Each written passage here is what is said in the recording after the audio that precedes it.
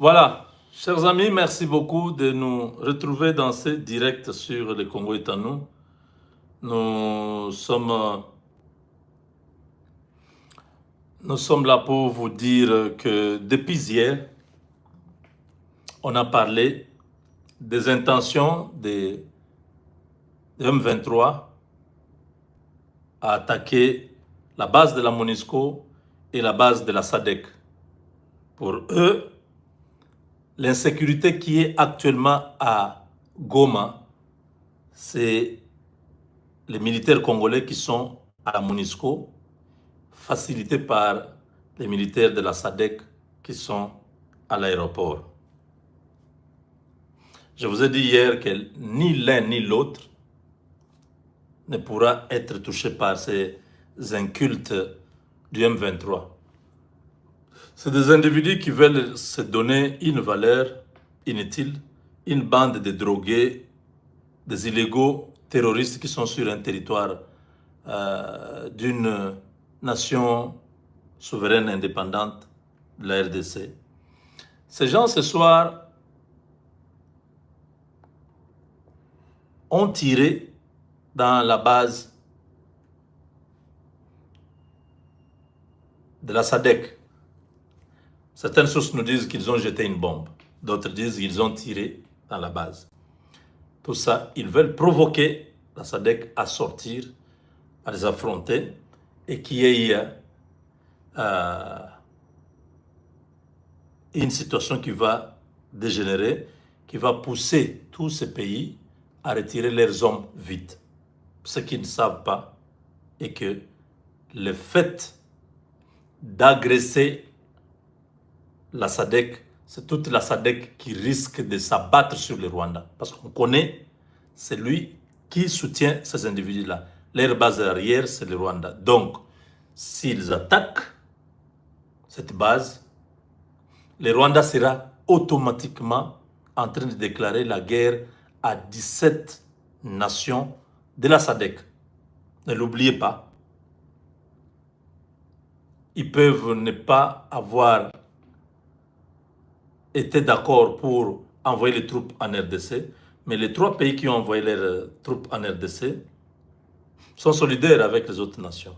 Si on attaque, nous souhaitons, nous prions même que ça barde cette nuit. Quand d'autres militaires vont mourir de la SADC, le Rwanda sera directement agressé, attaqué par l'Afrique du Sud. Parce que n'oubliez pas qu'il y a eu ces incidents au mois de janvier entre le Paul Kagame et Ramaphosa. Ça s'est un peu calmé, mais pas tellement.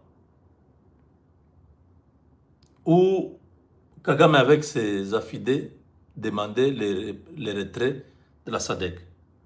La SADC a dit, nous ne partons nulle part tant que, bon, disons, l'Afrique du Sud a dit, même si les autres nations de la SADC se retirent, nous allons rester là jusqu'à ce que ce conflit prenne fin. Ça dérange les M23. Ils sont en insécurité parce qu'ils savent qu'à tout moment, ça peut barder. Ces militaires qui sont dans l'enclos de l'aéroport peuvent sortir. Ils disent que il y avait 2000 militaires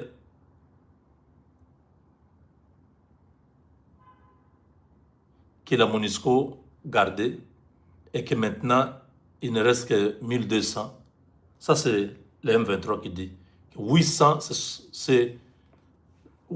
militaires se sont volatilisés. C'est eux qui sèment l'insécurité à Goma. Donc, la MONUSCO est complice. La SADC donne les moyens logistiques.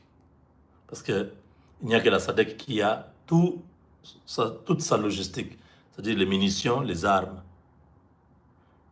La MONUSCO aurait libéré 800 militaires et la SADC aurait livré les équipements pour attaquer Goma. Depuis tout ce soir, jusqu'à maintenant, on nous signale que le M23 tourne tout autour de la MONUSCO. Les autres sont du côté de l'aéroport. Ils ne feront rien. s'ils veulent creuser leur tombe, ils n'ont qu'à passer à l'étape suivante, d'attaquer directement. Le nombre de morts qui seront là-bas vont même amener tout Goma à se libérer. Parce qu'on va chasser les M23. Les avions vont atterrir en cascade. Les hélicoptères vont amener du matériel, des hommes. On va chasser ces individus de Goma.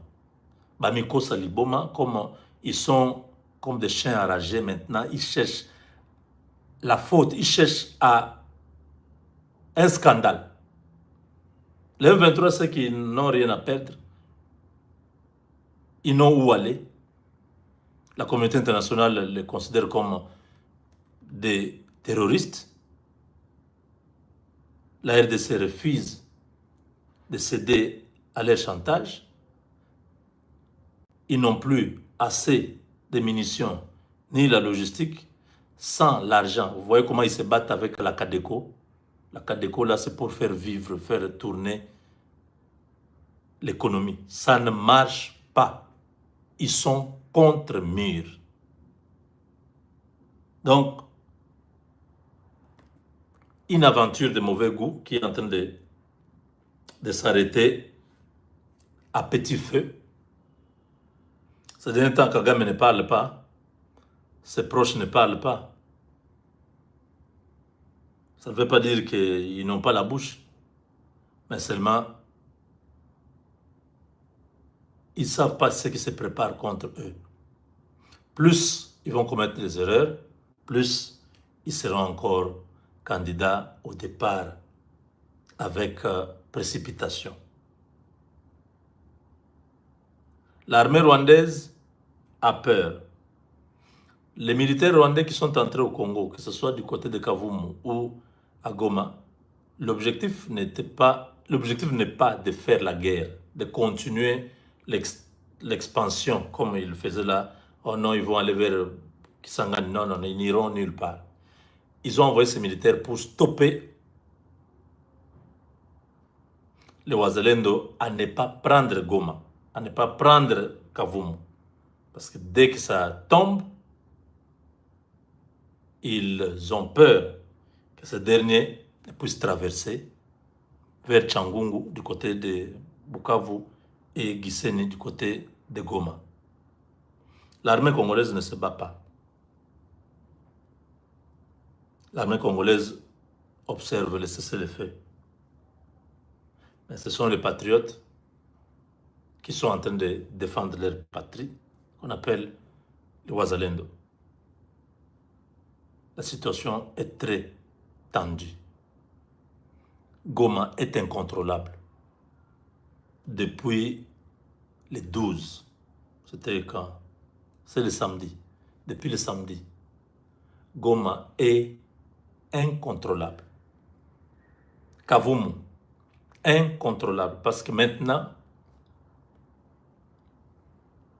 les jeunes patriotes ont compris la faiblesse de l'ennemi.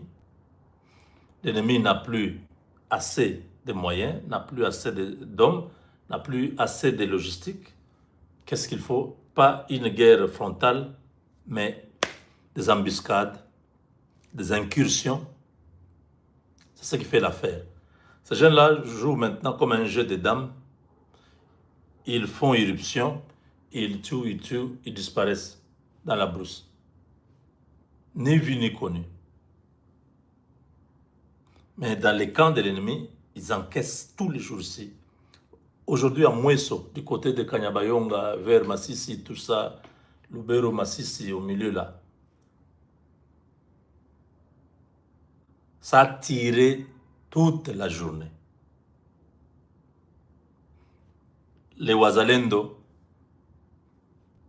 tirent les M23 vers l'extérieur de la ville pour bien le servir. Ils viennent, ils vous attaquent. Quand vous commencez à les suivre, ils sortent de la ville. Vous venez, les autres font l'embuscade, vous tombez. Chimboubouy. Chimboubouy.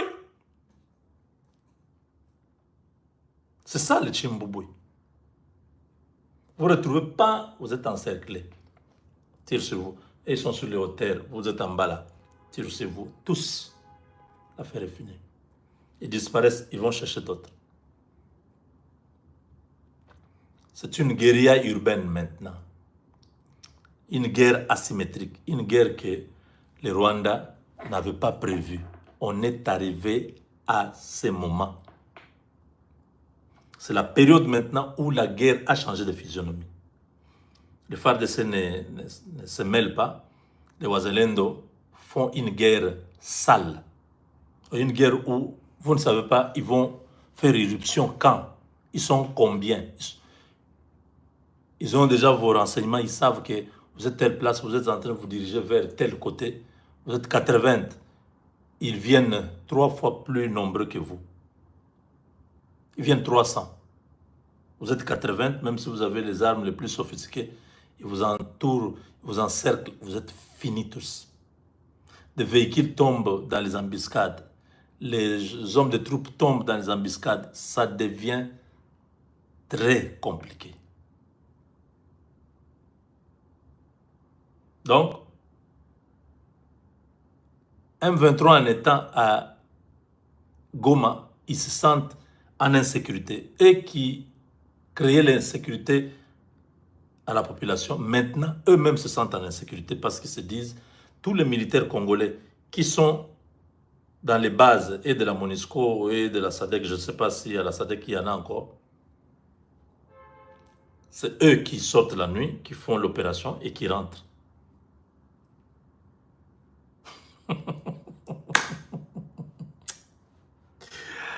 Nanga Wumuke Babilombo. Ouais, tu avais cherché des problèmes. Bats-toi. Bats-toi. Guerre est compliquée. C'est compliqué. Ça, c'est le système vietnamien. Les Américains ont fui le Vietnam. Ils ont fui la Somalie. Ils ont fui l'Afghanistan. C'est le style là. On vous cible. Vous êtes 30, 40. Pam, on s'occupe de vous. Dès qu'on a fini, tout le monde disparaît. On suit une autre cible.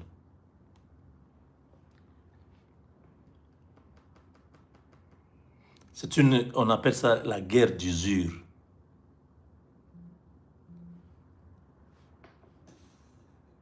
On va vous faire fatiguer. On va vous fatiguer. On vous attaque là-bas, on vous attaque ici. Vous ne vous organisez plus. Vous n'avez plus la possibilité de vous organiser. Chaque fois que vous voulez organiser un truc, il tombe dessus. Oui. Ça devient compliqué, hein? Soyez calme, ce n'est que le début.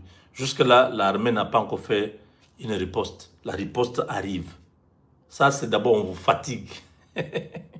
On vous fatigue. Le match n'a pas encore commencé, hein? L'échauffement. C'est ce que les Wazalènes vous font là. Les Wazalènes commencent, ils vous font l'échauffement. Vous vous fatiguez pendant l'échauffement, les matchs, vous allez encaisser 20 buts à 0 au premier mi-temps. Chimbouboué!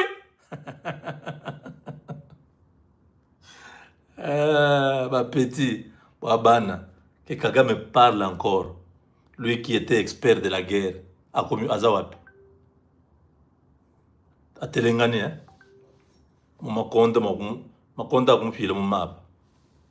Les plantains ont mûri dans ses aisselles.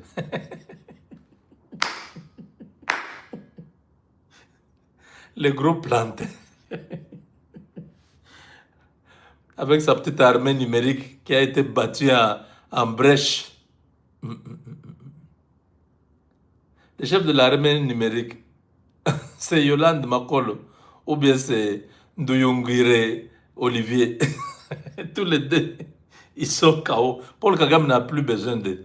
Ils sont plus inventifs, ils sont plus innovants, ils sont plus créatifs, ils sont plus capables de pouvoir proposer. Kagame me dit, mais faites quelque chose. Vous voyez comment Tshisekedi avec son armée, mais faites quelque chose.